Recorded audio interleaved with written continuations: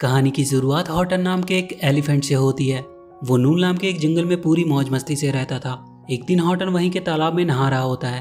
तभी उसे एक बहुत ही छोटी सी आवाज सुनाई देती है। उसे लगता है शायद उसके कान में पानी चला गया होगा, इसलिए वो उसकी तरफ ध्यान नहीं देता।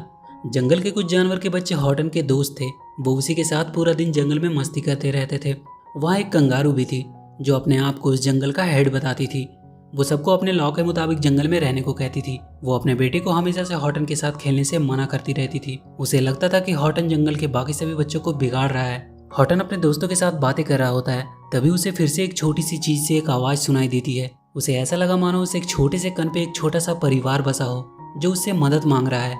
हॉटन उस छोटे से कण को पकड़ने के लिए जाता है, पर वो इतना छोटा था कि उसकी थोड़ी सी भी हरकत की वजह से वो उसके हाथ से निकल जाता था। हॉटन उसे अभी भी पकड़ने के लिए उसके पीछे पीछे भाग रहा होता है। तभी रास्ते में एक मंकी का ग्रुप उस पर बहुत सारे कीलों से हमला कर देता है। वो भागते भागते फिर से वही तालाब के किनारे ही पहुंचता है।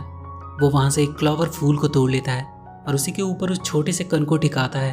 वो उसे लेकर तालाब से बाहर आता है और उसे देखकर उसे समझने की कोशिश कर रहा होता है कि वाकई में उस पर कोई है या नहीं। तभी वहां वो कंगारू आती है। हॉटन उसे बताता है कि इस छोटे से कण पे रहने वाले एक आदमी ने उससे मदद मांगी है। कंगारू हंसने लगती है कि ये क्या बातें कर रहा है। वो कहती है कि इतने छोटे लोग होते भी नहीं हैं। हॉटन कहता है क्या पता, शायद इस छोटी सी चीज में एक पूरी दुनिया बसी हो। जैसे ये हमारे लिए बहुत छोटे हैं, क्या पता हमारा भी प्लेनेट किसी के लिए सिर्फ एक कण के ही बराबर हो। कंगारू से कहती है कि तुम ये सब कहानी अपने पास ही रखो और जंगल के बाकी सभी बच्चों को भी इन फालतू चीजों से दूर ही रखो। वो कहती है कि जंगल के कुछ नियम और कायदे हैं जिसे हॉटन को मानना पड़ेगा, नहीं तो उसे उसके खिलाफ कुछ सख्त कदम उठाने होंगे। वो हॉटन को वार्निंग देकर वहां से चली जाती है। उसके जाने के बाद हॉटन उस छोटी सी चीज को गौर से देखता है और सोचता है कि शायद यहाँ के लोग बहुत छोटे हैं, इसलिए वो लोग उसकी आवाज को नहीं सुन पा रहे हैं। इसलिए वो जोर से हेलो बोलता है। सच में उस एक छोटे से कण पे एक पूरा शहर बसा हुआ था। हॉटन की आवाज ट्रैवल करते हुए वहां नीचे तक पहुंचती है। उस शहर का नाम होविल था और वहां के रहने वाले को हुस कहते थे। उस शहर के लोग इस बात से पूरी तरह से अनजान थे कि उनका पूरा शहर एक छोटे से क्लॉवर के फूल पे टिका हुआ है। वहां के मेयर का नाम मैकडोड था। मेयर और उसकी वाइफ की टोटल 96 बेटियां थी। वो हर एक को अपने दिन के कुछ ही सेकंड्स दे पाता था। जब तक मेयर अपनी बेटियों के प्रॉब्लम सुन रहा है तब तक तुम थोड़ा इधर ध्यान दो। दोस्तों, अब जमाना है गेमिंग का, लेकिन 100 गेम्स खेलने के लिए 100 ऐप्स थोड़ी डाउनलोड करोगे। बस एक विंजो काफी है, क्योंकि यहाँ है knife of, ship battle, cricket जैसे 100+ गेम्स। जैसी स्किल वैसी गेम्स। विंजो पर गेम्स खेलो और जीतो बहुत सारे कैश रिवॉर्ड्स और डायरेक्ट विड्रॉ करो पेटीएम, यूपीआई या बैंक में। विंजो वर्ल्ड वॉर में बाकी लोगों से कम्पीट करो और जिताओ अपनी टीम को। और यहाँ तो हारने का भी गम नहीं, क्योंकि यहाँ हारने पे भी तुम जीतते हो कैश रिवॉर्ड्स। सिर्फ गेमिंग ही नहीं, शॉपिंग भी करो। विंजो स्टोर पे मिलते हैं एसफाल्ट, माइनक्राफ्ट की करेंसी सबसे सस्ते दाम पर, और अमेजॉन प्राइम, डोमिनोज, हॉटस्टार जैसे कई बड़े ब्रांड्स के डिस्काउंट कूपन भी। तो जल्दी से डाउनलोड करो विंजो ऐप मेरे डिस्क्रिप्शन में दिए गए लिंक से और पाओ 50 रुपीज कैश बोनस बिल्कुल फ्री। तो वापस से हम कहानी पे आते हैं। मेयर का सिर्फ एक ही बेटा था जिसका नाम जोजो था। मेयर चाहता था कि उसका बेटा भी उसके जैसे ही आगे चलकर हुविल शहर का मेयर बने, पर जोजो को शायद इसमें कोई इंटरेस्ट नहीं था। हॉटन अपने बेस्ट फ्रेंड मॉर्टन नाम के एक रैट को उस क्लोवर के बारे में बता रहा होता है। मॉर्टन उससे कहता है कि चाहे तुम सही हो या गलत, वो हमेशा उसके साथ रहेगा, पर ये छोटी दुनिया वाली बात प्लीज वो अपने तक ही रखे, नहीं तो सब उसे पागल समझेंगे। हॉटन उसे कहता है कि वो ये बात अपने तक ही रखेगा, वो किसी से नहीं कहेगा। मॉर्टन के वहां से जाते ही हॉटन के बाकी सभी दोस्त आते हैं। वो चाहकर भी उनसे वो बातें छुपा नहीं पाता है और उन्हें सब कुछ बता देता है कि उसे एक बहुत ही छोटी सी दुनिया मिली है जो इस क्लॉवर फूल पे टिकी हुई है। हॉटन उस क्लॉवर को अपने पास रखकर उछल कूद कर रहा था और इसका असर हुविल शहर पे पड़ रहा था। मेयर को वहाँ आज उस शहर में बहुत अलग अलग चीजें होती हुई दिखाई दे रही थी जो पहले कभी नहीं हुई थी। मेयर वहाँ के प्रेसिडेंट से जाकर मिलता है जो वहाँ के एनुअल सेलिब्रेशन की अनाउंसमेंट कर रहा था। मेयर उन्हें बताता है कि उसके शहर में कुछ अजीब अजीब चीजें हो रही है जो पहले कभी नहीं हुई, इसलिए सबकी सेफ्टी को ध्यान में रखते हुए एनुअल सेलिब्रेशन को उन्हें पोस्टपोन करना होगा। पर वो प्रेसिडेंट मेयर को डांट देता है कि वो कुछ भी बोल रहा है और ये सेलिब्रेशन वो कभी भी पोस्टपोन नहीं होने देगा। मेयर उदास होकर अपने ऑफिस आ जाता है। वो अपने शहर की सेफ्टी को लेकर काफी ज्यादा चिंतित था। वो प्रेसिडेंट की हरकतों से काफी ज्यादा गुस्सा था। वो एक स्टेपलर उठाकर उसकी तस्वीर की तरफ गुस्से में फेंकता है जो वापस आकर मेयर को ही लगती है। वो दर्द के मारे जोर से चिल्लाता है और उसकी ये चीखें हॉटन को भी सुनाई देती है। हॉटन फिर से हेलो कहता है और इस बार मेयर को उसकी आवाज सुनाई देती है। वो डर के मारे इधर उधर देखने लगता है कि कौन है। वो वहां रखे एक स्पीकर को उठा लेता है। वो देखता है कि आवाज एक टूटे हुए पाइप से आ रही है। वो जाकर उस पाइप पे वो स्पीकर लगा देता है जिससे उसे हॉटन की आवाज पूरी क्लियर आने लगती है। वो पूछता है कि कौन है वहाँ। हॉटन उसे अपना इंट्रो करवाता है। हॉटन उससे कहता है कि उसकी पूरी दुनिया एक फूल के ऊपर टिकी हुई है। मेयर को पहले लगता है कि कोई उनके ही ऑफिस का आदमी उनके साथ मजाक कर रहा है, तब हॉटन उसे यकीन दिलाने के लिए उसके शहर को शैडो में ले जाकर तुरंत अंधेरा और उजाला कर दिखाता है। मेयर को यकीन नहीं हो रहा था कि ये क्या हो रहा है, पर यह रियलिटी थी। अब उसे हूविल शहर की और भी चिंता होने लगी। वो बहुत घबरा जाता है।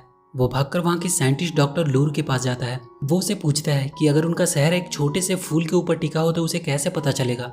डॉक्टर लूरू से बताती है कि अगर ऐसा हुआ तो बहुत सारे चेंजेस हमें देखने पड़ेंगे, तुरंत मौसम भी बदल सकते हैं, और अगर उनका प्लेनेट कहीं स्टेबल नहीं रहा तो वो पूरी तरह से डिस्ट्रॉय भी हो सकता है। मेयर भागता हुआ वापस आता है और हॉटन से बात करता है। वो उससे कहता है कि उसे उसकी थोड़ी मदद करनी होगी। हॉटन कहता है कि वो उनकी पूरी मदद करेगा। मेयर उससे कहता है कि उनके शहर को एक सेफ जगह पे रखना होगा ताकि कोई खतरा ना हो। हॉटन इधर उधर देखता है और फिर उसे जंगल के बीच में एक बड़े से पहाड़ के ऊपर एक छोटी सी गुफा दिखाई देती है और उसे ये सबसे सेफ और अच्छा जगह लगा उनके लिए। वो उस क्लोवर को लेकर आगे बढ़ जाता है और तभी उसके सारे दोस्त अपने पास एक क्लोवर लिए हुए आते हैं और हॉटन से कहते हैं कि उनके क्लोवर पे भी लोग रहते हैं। कंगारू का बेटा रूडी भी एक क्लोवर लिए हुआ था, जिससे वो कंगारू उस पर बहुत ज्यादा गुस्सा हो जाती है और कहती है कि ऐसी कोई चीज नहीं होती है, ये सब बकवास है। वो गुस्से में जाकर हॉटन से कहती है कि ये तुम क्या कर रहे हो, उसने मना किया था ये सब चीज बच्चों को बताने से। वो उसे अभी इसी वक्त वो क्लोवर उसे देने को कहती है, पर हॉटन उसे ये देने से मना कर देता है। वो कहता है कि चाहे कुछ भी हो जाए ये क्लोवर उसे नहीं देगा। सारे मंकीज का ग्रुप भी वहाँ उस कंगारू के सपोर्ट में आ जाता है। हॉटन वहाँ से भाग जाता है। अब वो किसी तरह जल्दी से उस बड़े से पहाड़ तक पहुंचना चाह रहा था। हॉटन को जंगल के बीच में एक लकड़ी का पुल मिलता है जो उसे पार करना था, पर वो पुल काफी कमजोर थी। वो हॉटन के बाहर से टूटने लगती है। हॉटन किसी तरह अपने आप को बैलेंस करने की कोशिश कर रहा होता है, पर इसके इतने हिलने डुलने की वजह से पूरे हूविल में भूकंप आ रहा था। वो किसी तरह से उस पुल को पार कर पाता है। मेयर भागता हुआ अपने घर आता है। वो जोजो से कहता है कि घर में जितनी भी टूटने और गिरने वाली चीजें हैं उसे अभी के लिए हटा दिया जाए, और वो अपने रूम में लगे हुए लाइट को उतारने लगता है। तभी उसकी वाइफ आ जाती है। वो मेयर के इस बिहेवियर से शॉक में थी। मेयर अपनी वाइफ को सारी सिचुएशन समझाने की कोशिश करता है, पर उसकी वाइफ की समझ में कुछ भी नहीं आता है। रात को मेयर फिर से हॉटन से बात करता है और पूछता है कि क्या वो अभी तक सेफ जगह पहुंचे या नहीं। हॉटन कहता है कि अभी वो रास्ते में ही है, पर कोई टेंशन की बात नहीं है, वो उन्हें बहुत जल्द ही वहाँ सही सलामत पहुंचा देगा। तभी मेयर की वाइफ उसे नीचे बुला लेती है। आगे हम मेयर के बेटे जोजो को देखते हैं, जो रात में हूविल शहर के बंद पड़े रिसर्च सेंटर में जाता था। शायद यही वो जगह थी जो उसे सबसे ज्यादा पसंद थी। इधर वो कंगारू एक वल्चर के पास पहुंचती है और उससे हॉटन की वो क्लोवर छीनकर डिस्ट्रॉय करने की सुपारी देती है। हॉटन जंगल में सो रहा होता है और उसका क्लोवर वहीं बगल में रखा हुआ था। उसे बहुत ठंड भी लग रही थी।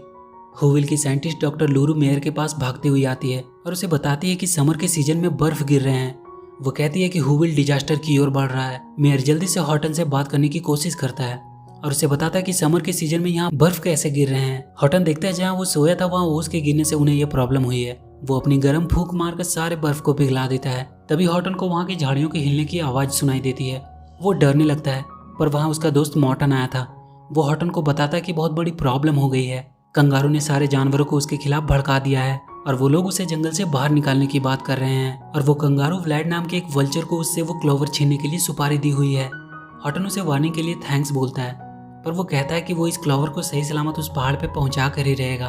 हॉटन मेयर को समझाता है कि उसके ऊपर अब कभी भी हमला हो सकता है, इसलिए वो अपने सारे लोगों को कहीं सेफ जगह पर रहने को कहे ताकि कोई डैमेज ना हो। मेयर उसे कहता है कि उसके शहर के लोग एनुअल सेलिब्रेशन करने वाले हैं और उनका प्रेसिडेंट कभी भी उनकी बात नहीं सुनता है। तभी हॉटन पे वल्चर हमला कर देता है। वो भागने लगता है और हूविल में फिर से भूकंप आने लगती है। हॉटन किसी तरह से उस क्लोवर को बचाता हुआ भाग रहा था। वो वल्चर किसी भी हालत में उससे उसका क्लोवर छीनना चाहता था और इधर हूविल के सारे लोग इधर उधर गिर रहे थे। हॉटन उससे किसी तरह पीछे छुड़ाकर मेयर से पूछता है कि क्या वो सब ठीक है। हूविल के सारे लोग मेयर के घर के आगे आकर जमा हो गए थे। हॉटन मेयर से कहता है कि उसे सब लोग को जल्दी से समझाना होगा क्योंकि वो लोग बहुत बड़े खतरे में हैं। मेयर शहर में इमरजेंसी लागू करने को कहता है। तभी वहाँ का प्रेसिडेंट सबसे कहता है कि कोई बात नहीं है, वो लोग अपना सेलिब्रेशन मनाना जारी रख सकते हैं, और सारे लोग भी मेयर के खिलाफ हो जाते हैं। उन सबको प्रेसिडेंट की बातों पे ज्यादा भरोसा था। मेयर उन्हें बहुत समझाने की कोशिश करता है, पर कोई उसकी बातों का विश्वास नहीं करता है। मेयर हॉटन से कहता है कि वो खुद हूविल के लोगों को विश्वास दिलाए कि वो कितने बड़े खतरे में है। हॉटन उन्हें अभी समझाने ही वाला था कि तभी वो वल्चर उस पर अटैक करता है और वो क्लोवर को लेकर उड़ जाता है। हूविल में बहुत तेज हवाएं चलने लगती है, पर तब भी उस प्रेसिडेंट को लगता है कि ये सब बस ऐसे ही हवाएं चल रही है और कोई भी खतरे की बात नहीं है। हॉटन उस वल्चर के पीछे अभी भी भाग रहा था, पर जब तक वो उसे पकड़ पाता वो वल्चर उस क्लोवर को नीचे बहुत सारे क्लोवर के बीच फेंक देता है। वहाँ बहुत सारे क्लोवर्स थे, उनमें से हॉटन को अपना वाला क्लोवर मिलना लगभग नामुमकिन था, पर फिर भी वो हार नहीं मानता। वो दिन भर बिना रुके उस क्लोवर को ढूंढता रहता है। तभी उसे एक उड़ता हुआ क्लोवर दिखाई देता है। वो उसे जाकर जल्दी से पकड़ता है। ये उसी का क्लोवर था। वो मेयर को आवाज देता है पर उधर से कोई आवाज नहीं आ रही थी। वो वहीं उदास होकर गिर जाता है। कुछ देर बाद हॉटन को मेयर की आवाज सुनाई देती है। हुविल के सारे लोग अब हॉटन को सुन रहे थे और उन्हें अब मेयर की बातों पे भरोसा भी था। मेयर हॉटन को अपनी पूरी फैमिली और शहर के लोगों से मिलवाता है और कहता है कि सारे हुविल और वहाँ के लोग उस पर पूरा भरोसा करते हैं। हॉटन उन्हें लेकर आगे बढ़ जाता है। कंगारू को जब पता चलता है कि हॉटन के पास अभी भी वो क्लोवर है तो वो सारे जंगल के जानवर को इकट्ठा करती है और उसे बताती है कि हॉटन की वजह से सारा जंगल खतरे में है और अगर उन लोगों ने हॉटन को अभी नहीं रोका तो उनके बच्चों पे इसका बहुत बुरा असर पड़ेगा। जिसे सुनकर जंगल के सारे जानवर गुस्सा हो जाते हैं और वो लोग हॉटन को पकड़ने के लिए निकल जाते हैं। हॉटन अभी रास्ते में ही था, तभी वो अपनी तरफ जानवर का एक पूरे झुंड को आता देखता है। सब उन्हें चारों तरफ से घेर लेते हैं।